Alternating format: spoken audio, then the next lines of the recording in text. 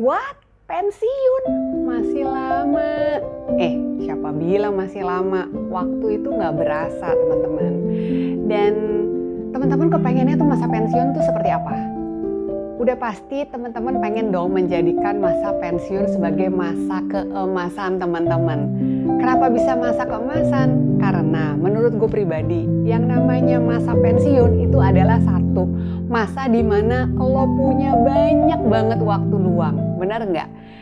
Nomor dua, karena lo punya banyak waktu luang, artinya lo benar-benar bisa menjadi diri lo sendiri. Lo bisa melakukan passion lo bisa menekuni hobi lo ataupun hal-hal lain yang tadinya mungkin ketika lo kerja lo nggak sempat melakukan itu semua. Dan yang ketiga adalah tentunya di masa pensiun ini ketika let's say untuk yang punya anak gitu ya, anak-anaknya udah jadi semualah, jadi kita udah nggak punya banyak kewajiban gitu ya. Artinya kita bisa mempunyai banyak waktu dan banyak kesempatan untuk menjadi berkat buat banyak orang. Sounds great banget ya masa pensiun yang gue jabarin tadi. Pertanyaannya, perlu nggak sih kita persiapkan?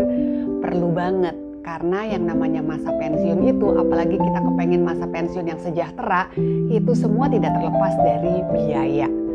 Itu sebabnya gue pribadi memilih untuk menjalankan sebuah bisnis yang gue berharap ketika nanti gue mau masuk masa pensiun, maka bisnis ini sudah berjalan autopilot. Alhasil ketika gue nanti tidak terlalu ngoyo lagi ibaratnya, ini bisa menjadi sumber pasif income buat gue. Dan sebenarnya banyak cara ya teman-teman gimana kita bisa mempunyai sumber pasif income untuk membiayai masa pensiun yang sejahtera. Bisa membangun bisnis dari sejak muda, bisa juga tentunya kita berinvestasi sejak muda gitu kan.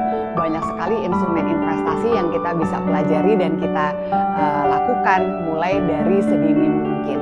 Nah, menurut teman-teman apalagi sih yang perlu, yang bisa kita lakukan untuk kita mempersiapkan sumber pasif income yang nantinya bisa membiayai masa pensiun sejahtera? Oke, gue tunggu ya komennya di bawah ini.